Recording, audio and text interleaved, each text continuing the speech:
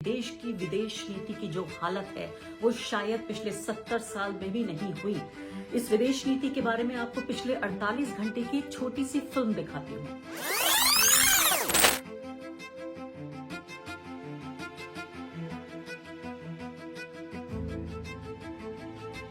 Reliance industries ये खत ये पोस्ट करती है, ये स्टेटमेंट ब्लूमबर्ग की उस रिपोर्ट को पूरी तरीके से हम गलत करार देते हैं। रिलायंस के जो स्टेटमेंट से ऐसा लगता है कि रिलायंस तो कह रहा है कि हमने खरीदना ही बंद कर दिया। After this, They wanted to make me happy, basically. He wanted to. Modi's a very good man. Yes. He's a good guy. He knew I was not happy, and it was important to make me happy. तो क्या मतलब कि Trump ये नहीं बताना चाहते थे और बता गए? ये हुआ क्या जब उन्होंने ये कहा कि Modi wants to make me happy? तो ये मोदी जी नहीं कहना चाहते कि भाई मैंने रशिया से पूरा तेल कम कर दिया। ये तो भाई ये तो सरकार की नीति है ना, और ये कहलवा रहे रिलायंस से। और अभी बजट केवल 3-4 हफ्ते दूर है। अब मेरा ये मानना है कि इस बजट में होगा क्या, क्योंकि अगर ट्रेड डील अगर ये कर रहे हैं, अगर ये ट्रेड डील बजट से पहले नहीं होता है और मान लीजिए ये बजट के बाद अप्रैल में होता है, तो फिर बजट पूरा उलट पुलट हो जाएगा। फिर दोबारा से एक बजट पेश करना। भारत को क्या नुकसान है ये रशियन ऑयल ना खरीदने से? किस कीमत पर हम डोनाल्ड ट्रंप को खुश कर रहे हैं? जाहिर है इससे कोई पुतिन कोई बहुत खुश तो नहीं होंगे, क्योंकि भाई जहां वो $100 बिलियन की बात कर रहे थे ट्रेड को 69 से 69 बिलियन से 100 बिलियन ले जाने की 5 साल में, अगर वो गिर के अगर वो 10 या 9 बिलियन डॉलर वापस आ जाए तो इसमें तो ये तो फिर उल्टा पड़ जाएगा। भारत को अब यूनाइटेड स्टेट्स से मैं बातचीत करने के लिए, उनके अधिकारियों से मिलने के लिए बाकायदा कंपनियों को, फर्म्स को, लॉबिस्ट को हायर किया जा रहा है। ये तो बिल्कुल सच्चाई है।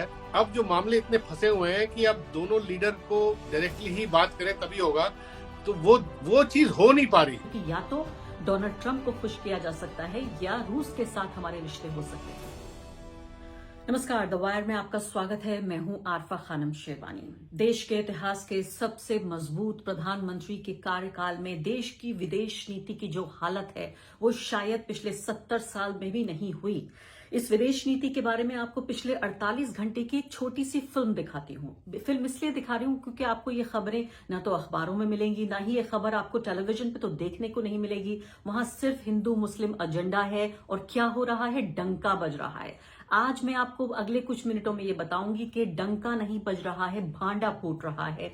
आप ये देखिए, छोटा सा वीडियो मैं आपको दिखाना चाहती हूँ डोनाल्ड ट्रंप का, जो आधिकारिक रूप से बाहर नहीं आया लेकिन एक तरह से लीक हो गया। पहले इसका ऑडियो आया और फिर इसका वीडियो आया। आइए देखते हैं क्या कह रहे हैं डोनाल्ड ट्रंप इसमें। I really do believe that what he did with India is the chief reason India is now buying substantially less Russian oil. So I hope we pass this bill soon. And after this, They wanted to make me happy, basically. He wanted to. Modi's a very good man. Yes. He's a good guy. He knew I was not happy, and it was important to make me happy. They do trade, Yeah. and we can raise tariffs on them very quickly, and it would be People are very afraid bad of for that. them. आपने सुना, Donald Trump साफ तौर पे कह रहे हैं Modi wants to make me happy, he knows I am not happy and he is doing that to make me happy.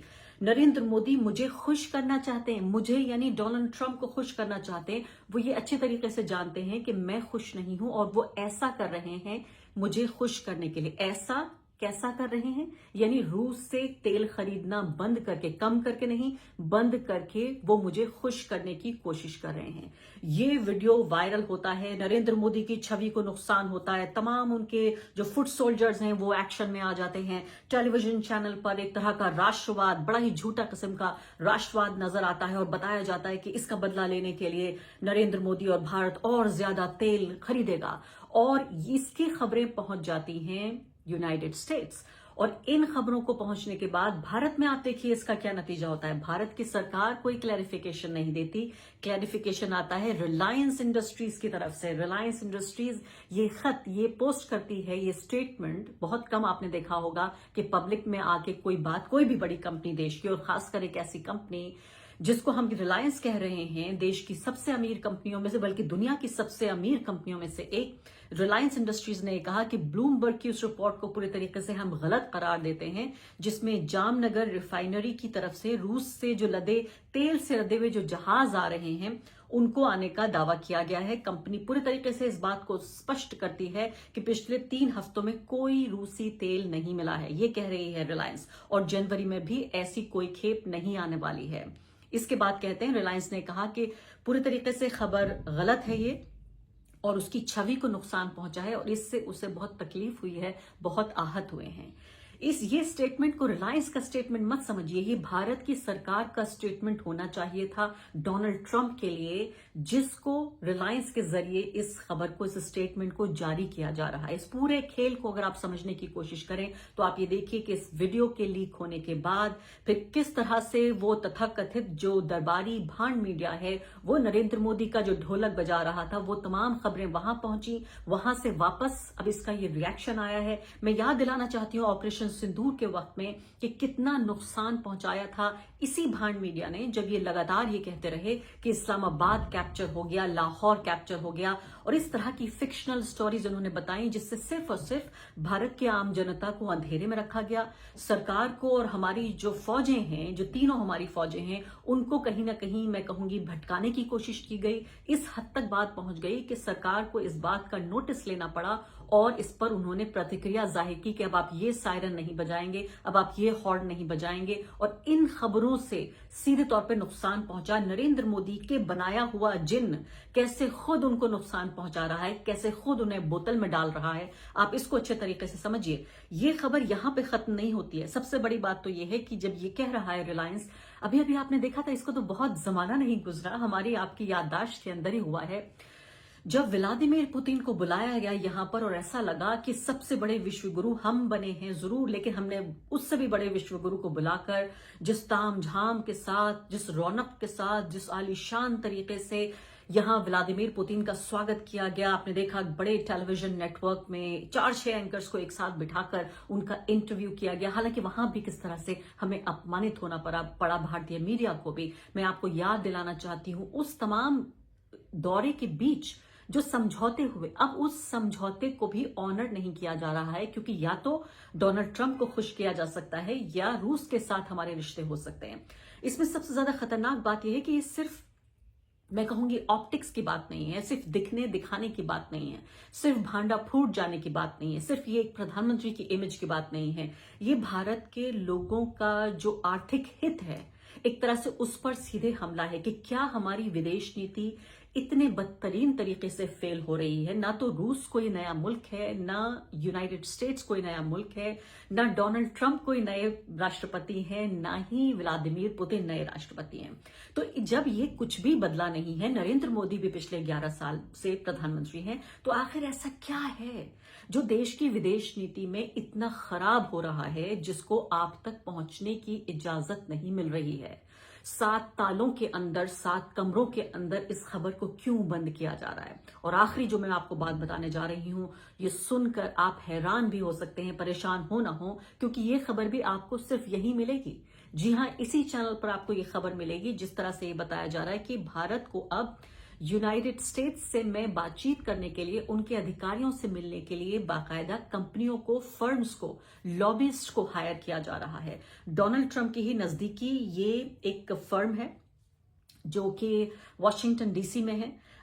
ये FARA की जो फाइलिंग्स हैं, यानी कि फॉरेन एजेंट रजिस्ट्रेशन एक्ट जो है यूनाइटेड स्टेट्स का, जिसके तहत ये तमाम कंपनियों को, फर्म्स को इस बात को डिक्लेयर करना पड़ता है कि उनका क्या क्या कामकाज रहा, और उसकी फाइलिंग के दौरान, यानी इसी डॉक्यूमेंट्स को US जो ये लॉबीस्ट फर्म है, डिपार्टमेंट ऑफ जस्टिस को उनको जब फाइल करना था, उसी दौरान ये पूरी शीट्स निकल कर आ रही हैं जो अपनी स्क्रीन पर आप देख रहे हैं। और इससे क्या पता चलता है कि हमारे जो विदेश मंत्री हैं, वो उनकी मीटिंग नहीं हो पा रही है उपराष्ट्रपति से, वहां के बाकी मंत्रियों से, जिनसे भी बातचीत करना चाहते हैं, US ऑफिशियल से नहीं कर पा रहे हैं। तो ये तमाम चीजें, ये मैंने कहा ना आपको, जैसे भांडा फूट जाता है कि इतने बड़े हम विश्व गुरु बन गए हैं कि हमको डोनाल्ड ट्रंप के करीबी जो एक लॉबीस्ट फर्म है, जो लॉबी करती है, यानी आपके लिए काम करेगी अगर आप उनको पैसा देते हैं। हमने पैसा देकर इनको हायर किया, और ये भी हमने नहीं बताया, हमारे अंदर कोई पारदर्शिता नहीं है। हमारा जो नागरिक है, हमारा जो दर्शक है, हमारे पत्रकार हैं, वो किसी योग्य नहीं है कि उन्हें भारत की सरकार को एक खबर दे।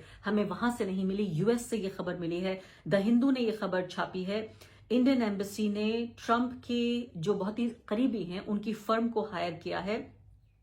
ऑपरेशन सिंदूर के वक्त में 10 मई की ये घटना है, ये आप ट्वीट देख सकते हैं। और जो फाइलिंग्स हैं ये बता रही हैं कि लॉबीज ने को क्या काम दिया गया। काम ये दिया गया कि मीटिंग हो उनकी, मीटिंग जयशंकर साहब से, हमारे फॉरेन सेक्रेटरी से, हमारे डेप्यूटी नेशनल सिक्योरिटी एडवाइजर से, एम्बेसडर से, और इसके अलावा नरेंद्र मोदी की ट्वीट्स के बारे में भी ये तमाम जो खबरें हैं आप ये देख सकते हैं। और इसके अलावा अलग अलग अधिकारियों से मिलने की कोशिश की।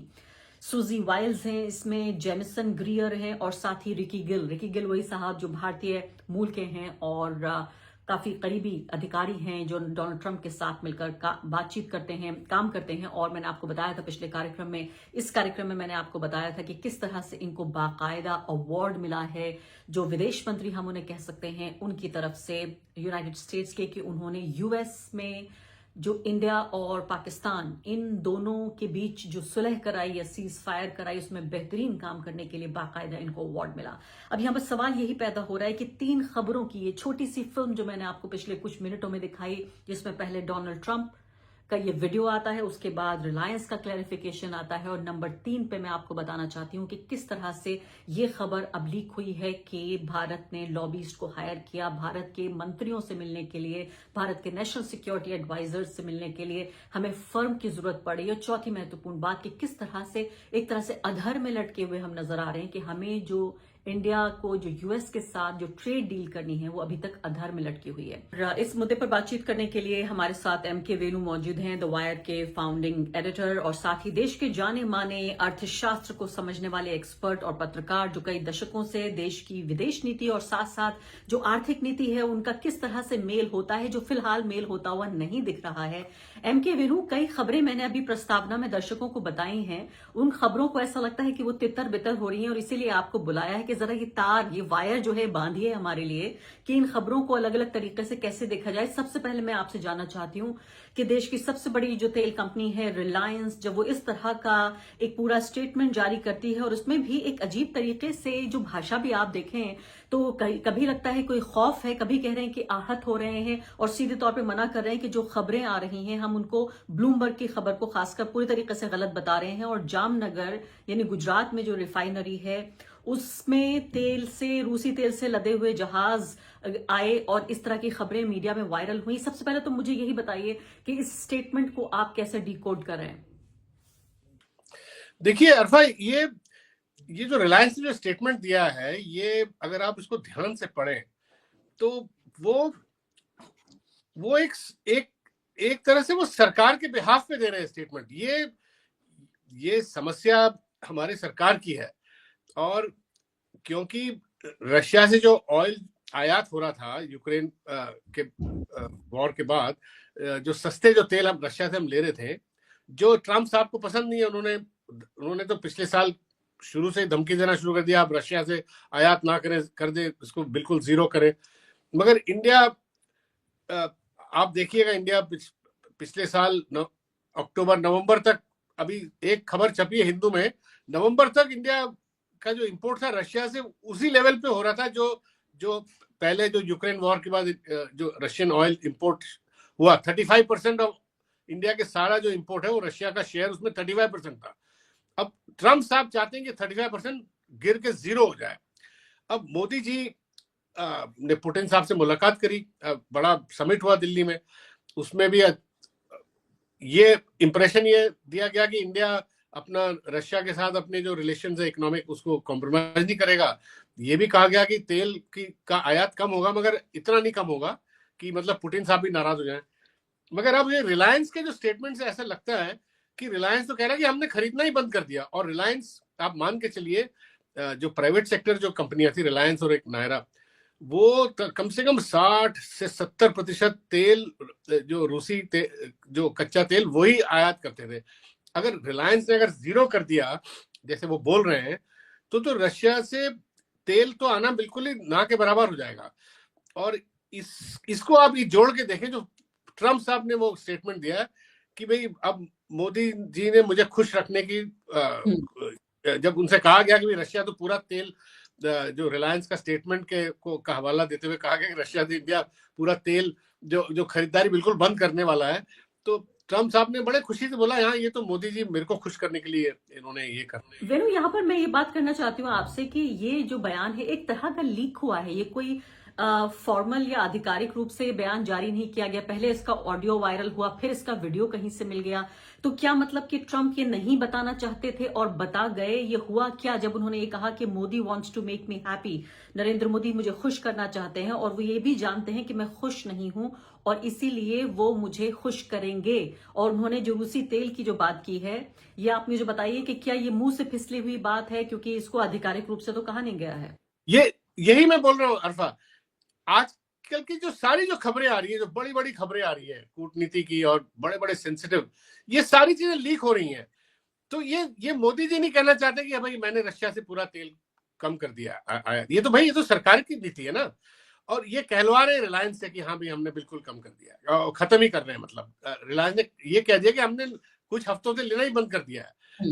जबकि ये सोचिए, इसका टाइमिंग भी बहुत ही इंटरेस्टिंग है अरफा। टाइमिंग जो क्या है, टाइमिंग ये है कि इंडिया यूएस का जो ट्रेड डील है, जो ये कहा जा रहा था कि दोनों तरफ से कि दिसंबर तक पूरी तरह हो जाएगा। मोदी जी ने भी कहा, पीयूष गोयल ने भी आश्वासन दिया कि भाई सब ठीक ठाक हो जाएगा। इंडिया यूएस की जो ट्रेड वो अभी तक वो भी नहीं हो रही। तो ये एक किस्म से कुछ प्रेशर बहुत भारी मोदी जी पे है कि ट्रेड डील करें, करने के लिए रशियन ऑयल का पूरा मतलब आप इसको खत्म करें, रशियन से आयात बिल्कुल जीरो करें, जो रिलायंस के स्टेटमेंट में नजर आता है। और अभी बजट केवल 3-4 हफ्ते दूर है। अब मेरा ये मानना है कि इस बजट में होगा क्या, क्योंकि अगर ट्रेड डील अगर ये कर रहे हैं और ये दोनों तरफ से ये बात आ रही कि भाई ऑलमोस्ट 90% हो गया है, कुछ बचा हुआ बातें, तो ये सारी चीजें बजट में रिफ्लेक्ट होनी चाहिए। क्योंकि जो ये बजट का सबसे बड़ा भाग ये ट्रेड डील ही होगा, क्योंकि ट्रेड डील में इतनी सारी जो इंपोर्ट ड्यूटीज इंडिया कम करने का हमने आश्वासन दिया है कि वो सारा बजट में रिफ्लेक्ट होगा। सारे बजट की अजम्पशंस, बजट में आपने देखा होगा बजट का बहुत बड़ा भाग होता है इंपोर्ट ड्यूटीज, और बजट में और भी कई चीजें होती हैं। बजट में रुपये का दाम का एक अजम्पशन होता है, तेल के दामों का अजम्पशन होता है। ये सारे जो अजम्पशन जो बजट में है वो इन चीजों से जुड़े हुए हैं, जो ट्रम्प के साथ जो हमारी सरकार तय करना चाहती है या कर रही है या डील कर रही है, वो सारी चीजें जो है उसका इम्पैक्ट बजट के नंबर्स पे है। हमारे जो रुपए के किस लेवल पे होगा, रुपया डॉलर के नंबर पे है, वो अजम्पशन उस पे भी फर्क पड़ेगा इन सब चीजों का। अगर ट्रेड डील अगर हो जाती है तो क्या पूरी अर्थव्यवस्था की जो प्लानिंग है पूरे साल भर के लिए वो अभी एक तरह से पेंडिंग है। और इस वक्त ये भी अखबारों में लगातार अब तो लेख छप रहे हैं बाकायदा, तमाम तरह की सेंसरशिप के बावजूद, कि कैसे यूएस इंडिया जो ट्रेड डील है वो क्यों आखिर इसको हमेशा पूरी तरीके से बहुत इतना वक्त लग रहा है। मैं आपसे एक सवाल पूछूंगी और उसके बाद मैं एक और बात कहना चाहता हूँ। अगर ये ट्रेड डील बजट से पहले नहीं होता है और मान लीजिए ये बजट के बाद अप्रैल में होता है, तो फिर बजट पूरा उलट फुलट हो जाएगा। फिर दोबारा से एक बजट पेश करना पड़ेगा। ये मेरा मानना है। और ट्रम्प के नजदीक एक फर्म को हायर किया गया है सिर्फ मुलाकात के लिए, अपॉइंटमेंट लेने के लिए। एक ही पल में आती हूँ उस बात पे, लेकिन मैं आपसे ये समझना चाहती हूँ कि ये पूरा जो इतना बड़ा ग्रैंड शो हुआ, जो व्लादिमीर पुतिन को बुलाया गया, यहाँ पर बाकायदा रशिया टुडे का हेडक्वार्टर्स बनाया गया। हमने देखा कि बड़ी बड़ी जगहों पर उनके जो एडवर्टाइजिंग के सिर्फ पोस्टर्स, होर्डिंग्स नहीं, बल्कि हमने देखा कि एक 3D और एक बहुत ही न्यू एज एक तरह से उसका प्रमोशन हुआ, जिसमें सरकारी स्तर पर भी यहाँ पूरा सहयोग दिया गया। भारत को क्या नुकसान है ये रशियन ऑयल ना खरीदने से? किस कीमत पर हम डोनाल्ड ट्रंप को खुश कर रहे हैं? डोनाल्ड ट्रंप कह रहे हैं फिर भी मैं खुश नहीं हूं, लेकिन मोदी अच्छे आदमी हैं, वो मुझे खुश करना चाहते हैं। हम किस कीमत पर खुश कर रहे हैं डोनाल्ड ट्रंप को? एक कीमत तो अरफा मैं आपको सीधे ही बताता हूं। इतना बड़ा इन्होंने, जैसे आपने कहा, बड़े तामझाम के साथ इन्होंने पुतिन से मुलाकात करी, बड़ी डील्स करी, और उसमें एक डील का एक बहुत बड़ा भाग, एक मोटा जो भाग है वो ये था कि इंडिया रशिया अपनी जो ट्रेड है, टू वे ट्रेड, वो $69 बिलियन, 69 बिलियन डॉलर जो अभी है, उसको बढ़ा के $100 बिलियन तक ले जाएगी अगले 5 साल में, 2030 तक। मगर अब हो क्या रहा है, ऊपर ले जाने की बजाय, मतलब $69 बिलियन से $100 बिलियन ले जाने की बजाय 2 महीने के अंदर जिस तरह रिलायंस ने स्टेटमेंट दिया कि हम अब रशिया से ऑयल ऑलमोस्ट जीरो करने वाले, बिल्कुल नहीं इंपोर्ट कर रहे हैं।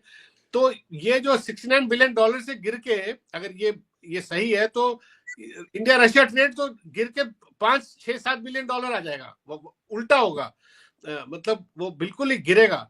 तो ये अब जाहिर है इससे कोई पुतिन कोई बहुत खुश तो नहीं होंगे, क्योंकि भाई जहां वो $100 बिलियन की बात कर रहे थे ट्रेड को 69 से 69 बिलियन से 100 बिलियन ले जाने की 5 साल में, अगर वो गिर के अगर वो 10 या 9 बिलियन डॉलर वापस आ जाए तो इसमें तो ये तो फिर उल्टा पड़ जाएगा। तो इंडिया रशिया एक उसी के कॉस्ट पे, इंडिया रशिया रिलेशंस की कॉस्ट पे ही होगा ये, अगर होगा तो। बिल्कुल। अब आखिरी सवाल आपसे वेनु, और सबसे महत्वपूर्ण सवाल आज जो पूरी तरीके से वायरल है लेकिन अभी तक सिर्फ अंग्रेजी मीडिया दिखा रहा है, हिंदी की खबरों में तो अखबारों में आप देखेंगे नहीं और टेलीविजन पे तो पूरी तरीके से ब्लैकआउट होगा। वो खबर ये है कि डोनाल्ड ट्रंप के एक बहुत नजदीकी फर्म को हायर किया गया, जेसन मिलर फर्म है, और इसको जो वॉशिंगटन डीसी है वहां पे हायर किया गया। यहां पर सुहासिनी हैदर का ये ट्वीट और उनका ये आर्टिकल द हिंदू में छपा हुआ है। मैं बताना चाहती हूं आपको कि मई 10 को बताया गया है ऑपरेशन सिंदूर के दौरान 3 जो वहां के सबसे बड़े जो अधिकारी हैं उनसे मिलने के लिए। अब ये पता नहीं चल रहा है कि आखिर ये ऑपरेशन सिंदूर के वक्त क्या हुआ। मैं आपको ये भी बताना चाहती हूं, आपको जाहिर है इस बात का हमारे दर्शकों को पहले हम इस पे कार्यक्रम कर चुके हैं कि भारतीय मूल के ही जो एक सहयोगी हैं जो अमेरिका में रहते हैं, इंडियन अमेरिकन हैं, उनको हायर किया, उनको अवार्ड मिला फिलहाल ही, जिसमें जो सीज फायर हुआ भारत और पाकिस्तान में, इसमें बेहतरीन काम करने के लिए उनको अवार्ड मिला है। तो मुझे बताइए कौन सा विश्व गुरु है ऐसा जिसमें हमारे मंत्रियों को, इंडियन एम्बेसी को और हमारे तमाम जो महत्वपूर्ण लोग हैं, एनएसए हैं हमारे, उनको अपॉइंटमेंट लेने के लिए एक फर्म को हायर करना पड़ रहा है। कैसे विश्व गुरु बन रहे हैं हम? देखिए अरफा, ये तो बिल्कुल सच्चाई है और बहुत ही मतलब ओपन, जिसे मैं कह रहा हूं खुली सच्चाई है कि पिछले 6-8 महीनों में ट्रम्प के साथ जो मोदी जी का कम्युनिकेशन ब्रेकडाउन हुआ है। और ये मैं आपको इसलिए कह रहा हूं क्योंकि ये कई अखबारों में इंडियन जो हमारे अफसरान हैं, ऑफिशियल्स, उन्होंने और उनके जो यूएस के ऑफिशियल्स, दोनों तरफ से ये टिप्पणी आई है कि भाई अब जो मामले इतने फंसे हुए हैं कि अब दोनों लीडर को डायरेक्टली ही बात करें तभी होगा। तो वो चीज हो नहीं पा रही। जो मोदी जी का जो कंफर्ट लेवल हुआ करता था ट्रम्प के साथ, उनके इलेक्शन से पहले, ट्रम्प साहब के इलेक्शन से पहले, जो पिछले साल मैं कहूंगा जो वो सब अब बिल्कुल खत्म है। और ये जो विश्व गुरु जो हम कहा करते थे कि भाई मोदी जी का डंका बज रहा है और बोलबाला है और लोगों से पूरा उनका संपर्क रहता है, वो सब अब आप मान के चलिए वो खत्म है। वो यूएस के साथ कम खत्म है, चाइना के साथ तो था ही नहीं। ये कहा जा रहा था कि शी जिनपिंग और मोदी जी के बीच 5 साल कोई डायरेक्ट कॉन्वर्सेशन नहीं हुआ, वहां भी ऑफिशियल्स के थ्रू, और यहाँ भी नहीं हो रहा। बस ये 2 बड़े जो अब रशिया से जो बात हुई है, जो रशिया से जो पुतिन साहब से जो मिलके जो उन्होंने किया, वो भी मुझे लगता है कि वो भी इम्प्लीमेंट होता नहीं दिख रहा, जो एग्रीमेंट्स, जो इकोनॉमिक खास के जो ट्रेड एग्रीमेंट्स वगैरह। तो ये एक खास, एक बहुत ही अजीब स्थिति में है इंडिया इस वक्त। बिल्कुल डंका तो नहीं, भांडा। मुझे सामने अनसर्टेनिटी दिख रहा है, अर्थव्यवस्था पे उसका पूरा इम्पैक्ट हमें दिख रहा है। रुपया का बिल्कुल जो जिस तरह डॉलर के प्रति गिर रहा है, जो बड़े देश हैं वो तो डॉलर के प्रति स्ट्रांग हो रहे हैं, केवल रुपया गिर रहा है। फॉरेन इन्वेस्टमेंट आते हुए नहीं दिख रहा, वो भी इसी वजह से कि यूएस इंडिया ट्रेड डील हो नहीं पा रहा। लोग वेट कर रहे हैं कब होगा, तो जो विदेशी जो निवेशक है वो भी वेट कर रहा है। और पिछले 3 महीनों में विदेशी निवेश जो है बहुत जोरों की गिरता हुआ दिख रहा है पिछले 2-3। बिल्कुल, मैं समय समाप्त हो गया। बहुत बहुत शुक्रिया वेनु आपका। मैं कह रही हूँ डंका तो नहीं बज रहा है, भांडा जरूर फूट रहा है। और अभी हम पहले हफ्ते में ही है इस नए साल के, जिस तरह की हमारी छवि अंतर्राष्ट्रीय स्तर पर बन रही है। बहुत बहुत शुक्रिया आपका इस बातचीत के लिए। द वायर के और वीडियोस देखने के लिए सब्सक्राइब करें और बेल आइकन पर क्लिक करें। स्वतंत्र पत्रकारिता की आर्थिक मदद करने के लिए डिस्क्रिप्शन में दिए गए लिंक पर जाएं और अपनी राशि चुनें।